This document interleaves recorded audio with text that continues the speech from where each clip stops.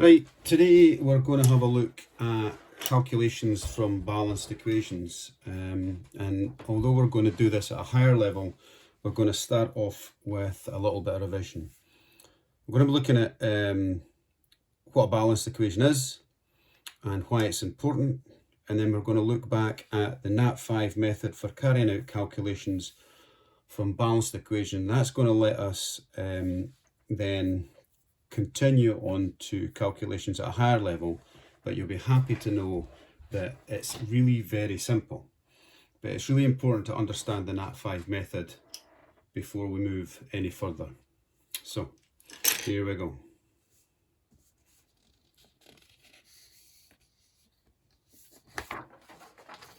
Okay, right, so here is sort of typical chemical reaction. And I think the first thing to make very, very clear to everyone is that there's two sides to this reaction, yeah? You've got this side, which is before the reaction takes place, and then we've got this side, which is after the reactions take place. Right? These are the reactants, and these are the products. Why am I telling you that? It's very important for you to understand and get a clear idea in your mind's eye that in order to make these, we've got to dismantle all these bad boys and put them back together again. So whatever you start with, you have to end with. And whatever you end with, you have to have had in the first place. You can't just suddenly, magic atoms out of nowhere, and you can't make atoms disappear, right? You cannot destroy matter. So it's very important that everything that we end up with, we had to start with. So let's have a look at, for instance, individual atoms here, or individual elements, if you like. So in the methane, we've got one carbon. Here's our one carbon, and that's one carbon there. And we've got four hydrogens, four of them here, and there's 1, 2, 3, 4. And in the oxygen, we've got two oxygens, and here's 1, 2 oxygens. Now, we've had to dismantle them in the reaction. Everything breaks apart and then comes back together again. And what we got on this side here, we've got, again, one carbon on our carbon dioxide, and that's fine. We've got two oxygens here. And yep, there's two oxygens here. And then we've got two hydrogens this side, and there's two hydrogens there, and one oxygen here, and there's one oxygen here. So the first thing you've got to realize is that, well, you've got too many oxygens on this side. You only started with 2, and now you've got 3. So there's an imbalance there. The other thing you've got to look at is the fact that you started off with 4 hydrogens, and now you've only got 2 hydrogens. That can't happen. Yeah, you can't just suddenly make these hydrogens disappear somewhere. So what we'll have to do is we have to balance it, right? Now, this is not a tutorial on how to balance equations. That we could do that later. If you want me to go over how I balance equations, I can do that for you. That's no problem. But I want to give you just a picture today on what it looks like, and why this is important. So I've put 2 there, which means we've actually got 2 oxygen molecules now, and I've put a 2 in front of the water, so that means we've got 2 water molecules now. And what that means, if I go back to colours, that means we now have 2 times 2 oxygens, that is 4 oxygens, and we have got 2 times 2 hydrogens. That means we've got 4 hydrogens, 1, 2, 3, 4. But we also, because we've got a 2 here, we've increased the number of oxygens on this side to 2 here as well. That's 2 oxygens, 2 times 1, so 1, 2. Let's just double check that we're balanced. Well, we know we are, right? Because I'm telling you we are, but let's have a look. 4 hydrogens, 1, 2, 3, 4. And on this side, 1, 2, 3, 4. That's good. Oxygens, 1, 2, 3, 4. And on this side, 1, 2, 3, 4. That's good. and our carbon, there was one on this side and one on this side, so the whole thing is balanced. So here's our balanced equation for that reaction, the combustion of methane in oxygen. Now, why is it important? Well, it's really important having a balanced equation because it tells us a few things, right? A balanced equation tells us, or allows us to see, the ratios in which reactants will combine, right? It allows us to see that methane will combine with oxygen, and every molecule of methane requires 2 molecules of oxygen. It also allows us to see the ratios in which products are formed. So we can see that 1 molecule of carbon dioxide has been formed and 2 molecules of water has been formed. So in this case, if 1 molecule of methane, right, is to be fully combusted, it needs 2 molecules, right, at least 2 molecules of oxygen. And that's very important. It's very important for a chemist to be able to look at that and use that information to calculate certain things.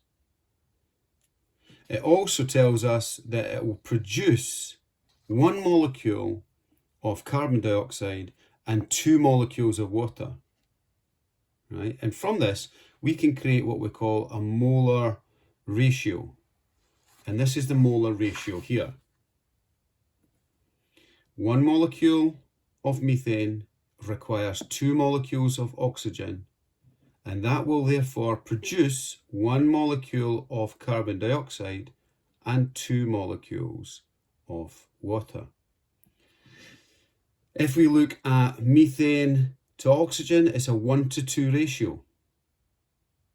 For every molecule of methane, you need 2 molecules of oxygen. If we look at a methane to carbon dioxide ratio, it's a 1:1 ratio. That means every molecule of methane that is burned will produce 1 molecule of carbon dioxide. If we look at oxygen to carbon dioxide, it's a 2:1 ratio. For every 2 molecules of oxygen that is used up in the reaction, 1 molecule of carbon dioxide will be formed. Let's have a look at the last ratio. Perhaps we could say, oxygen to water. It's a 2:2 ratio, which simplifies 1:1.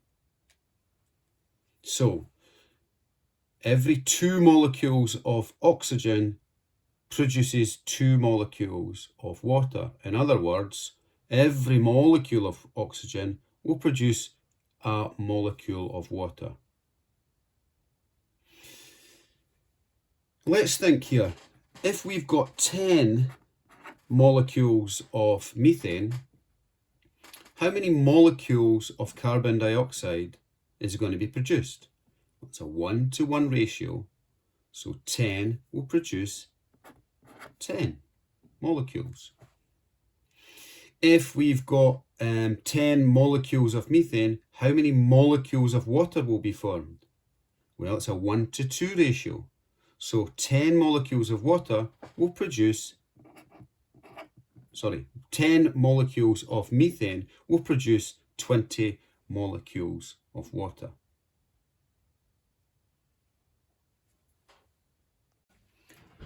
So here's our balanced equation that we've been looking at. And here's our molar ratio below it, and that tells us that 1 molecule of methane will react with 2 molecules of oxygen to produce 1 molecule of carbon dioxide and 2 molecules of water. Now the problem is, I'm talking just now there about molecules, but it's very difficult for us to use molecules when we're talking about calculations in chemistry, because we normally weigh things out in grams. Right? Now, a molecule is so tiny that it'd be impossible to measure the mass of a molecule of methane. So what we do is we multiply, we scale the the number of molecules up so that we've got a huge number that we can then weigh. And we use a term, instead of molecules, we use a term moles, or the mole. And that is equal, and this is a bizarre number, but it's equal to 6.02 times 10 to the 23 molecules, right?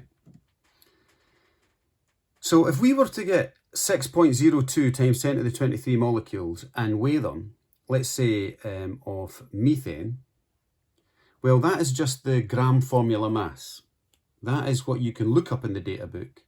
And you probably have used this method before, where you're working at the gram formula mass of methane, and you say, right, I've got 4 times the gram formula mass of hydrogen, which is 1. So that gives me 4. And we've got 1 carbon. The gram formula mass of carbon is 12. So that gives me 12. Add those together, and we get 16 grams, which is equal to the mass of 6.02 times 10 to the 23 molecules of methane. Or, in other words, 1 mole of methane. Let's have a look. Let me draw this and write out this equation again.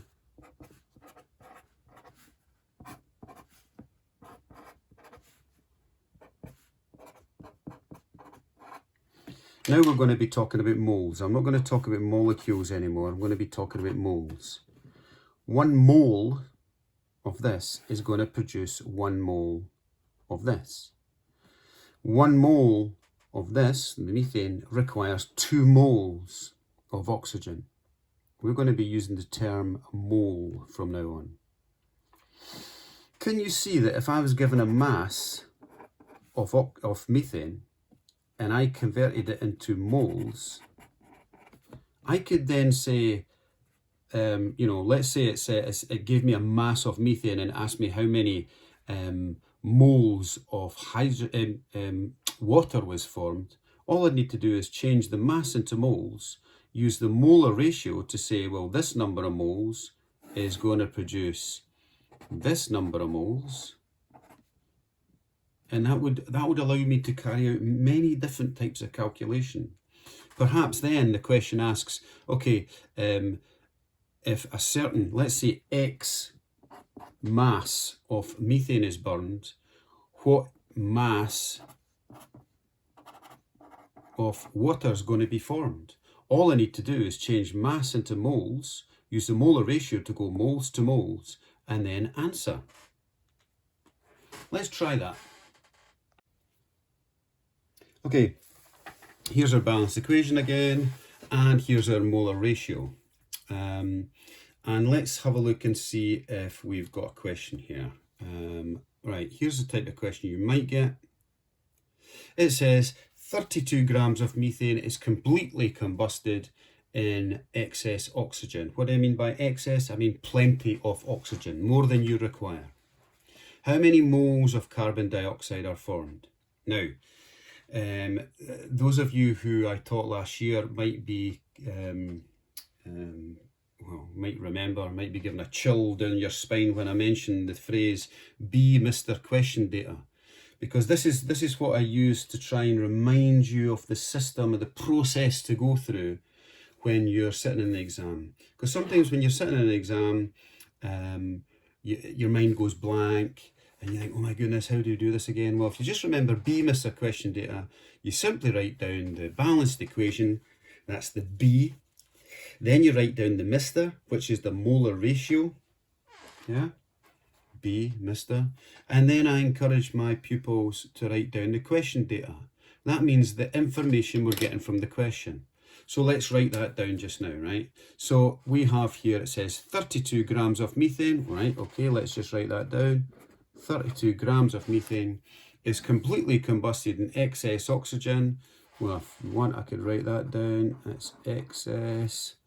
How many moles of carbon dioxide are formed? Right, so the question is, how many moles of this is formed? Right?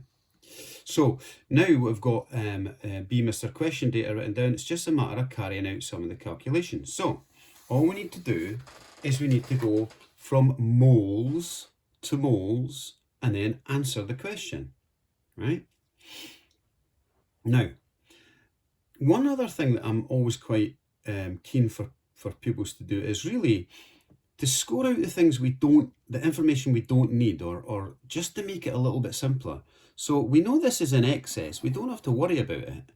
We know that this is here, it's part of the equation, but we're not being asked about it, so we don't need to worry about this. Really, what we're being asked about is the relationship between methane and carbon dioxide. So that's really the only two parts of this equation that you require. So the first thing we've got to do is work out how many moles of methane we have. And to do that, we use a triangle. And this triangle is like this. And we have the number of moles here is the mass over the gram formula mass. I hope you can see that. It's quite small writing. Now, the first thing I ask pupils to do then is to circle the thing. So there's three things here: number of moles, mass, and gram formula mass. Circle the thing you're trying to work out. Well, we're trying to work out number of moles, aren't we? Now, if we're trying to work out the number of moles, it means, therefore, that we must have the information for the other two parts. And we do. We've got the mass here. So that is, the mass is 32 grams here. And we need the gram formula mass. Well, we can do that quite simply. We did it in the previous slide. So gram formula mass of methane is 4 times 1 equals 4. 1 times 12 equals 12. Add that together, 16 grams. 16. So the number of moles is the mass divided by the gram formula mass. Number of moles is 32 divided by 16. N equals 32 divided by 16 equals 2 moles. Now, we've worked out that we have 2 moles of methane. That's what we burned. 32 grams is 2 moles. So let's go to our molar ratio and we go 2 moles here. And how many moles does that give us on a 1-to-1 ratio? 2 moles. What did the question ask? The question asked, how many moles of carbon dioxide are formed? Well, we've answered it. That's the answer already, is 2 moles. So what I would do then is I just underline that, double underline it as our answer. Or if you wanted, you could, underneath here, you could say 2 moles of CO2 were formed, so that the marker has got absolutely no doubt in his mind that you know what you're talking about. So B, Mr. Question data, moles to moles, answer. Dead simple. Okay, so we've answered this first question. And that was 2 moles. So that is done. Let's have a look and see what the next question is. So it's very similar. In fact, it's almost exactly the same. It's asking us now, if we burn the same mass of methane, completely burned in excess oxygen, how many grams? So this time it's asking us about grams of carbon dioxide. So let's go through the process. Let's do the molar ratio first. We've got our balanced equation. Now we need molar ratio 1 to 2 to 1 to 2. I strongly advise you not to cut corners when you're doing this. I still carry out this exact same method when I'm doing any calculation. It means you're not going to make mistakes. Question data. So let's have a look. This is the question data. 32 grams of methane, yep. It's completely combusted in excess oxygen.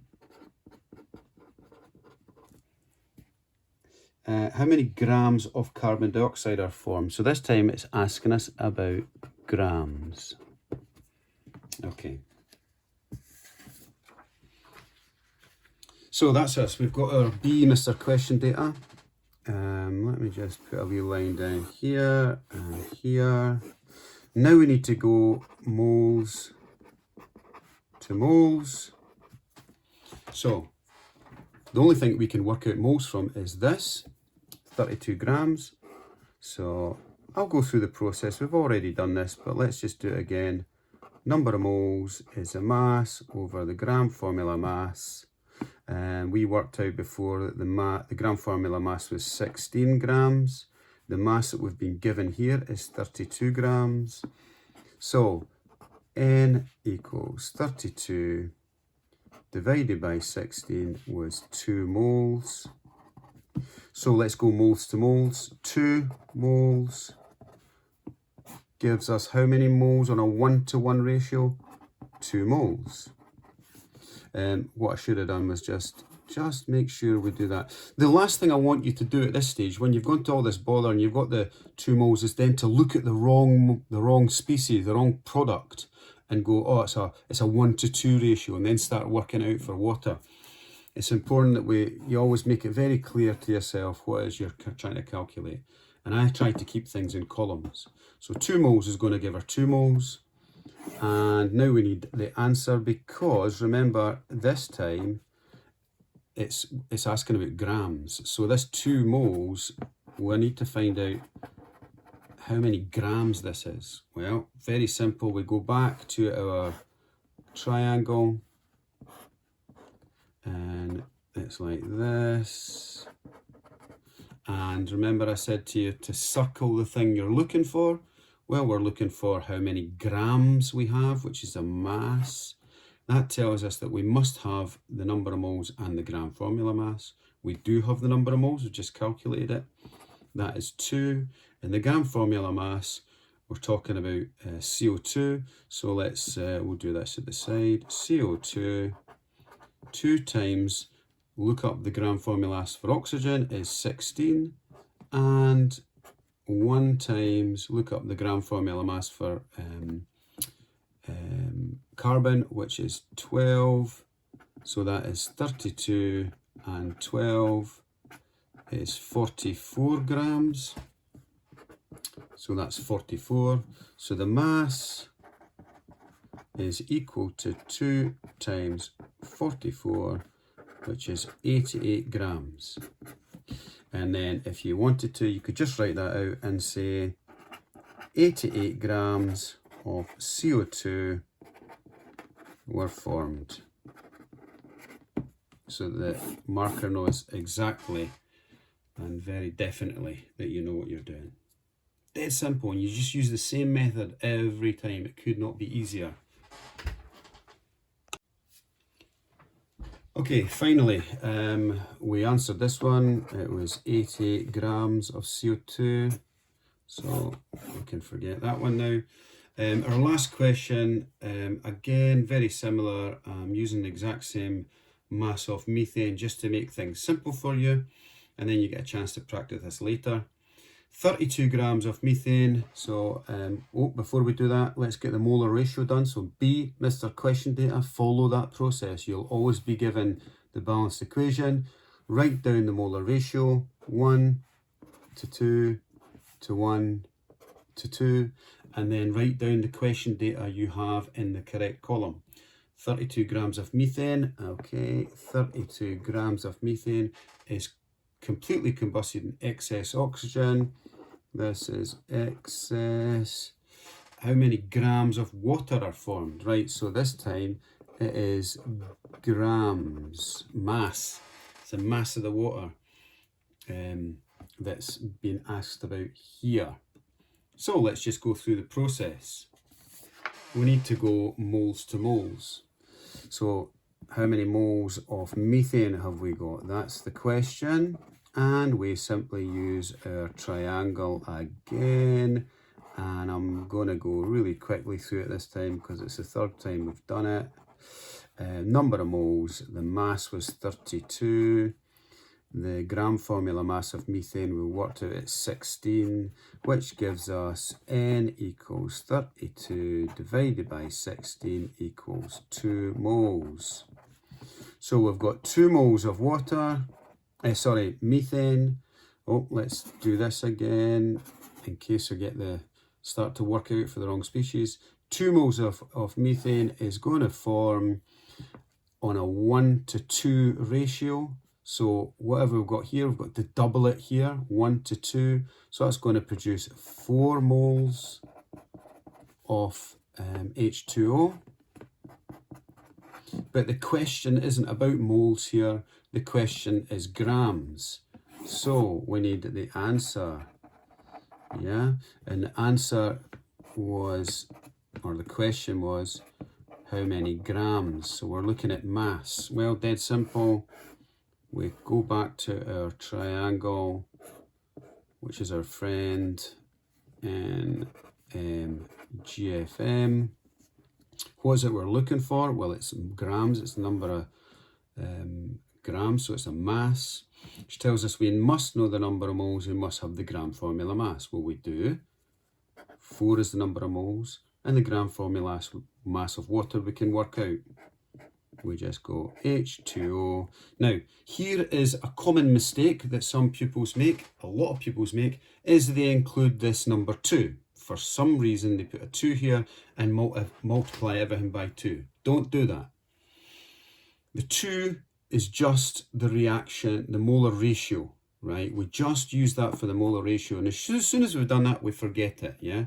It's been used here to multiply this 2 moles into 4 moles, and then we forget about it. So it's just H2O, and we say that's 1 times 16 equals 16, and 2 times 1 equals 2. Add it together, 18. So the gram formula mass, the gram formula mass of water is 18. So the mass is 4 times 18. M equals N times GFM. M equals 4 times 18. M equals 64 grams. The other thing is, I strongly advise you not to do that in your head. Like I've just done. I've just got that wrong there, haven't I? Yes, I have. Do it in a calculator, because if you do it in your head and you make a mistake like that, you've gone through all that process and then you screw it up by doing that. So 4 times 18 is 40, and 32 is 72. You big dopey diner. So really important. It's dead simple to make that mistake, right? You just start doing mental maths and then you screw it up at the very end. So don't do that. Use a calculator. And use a calculator put it on the desk and use it 1 finger at a time. Don't use your 2 thumbs. It's not a mobile phone. Okay, really important. Okay, good.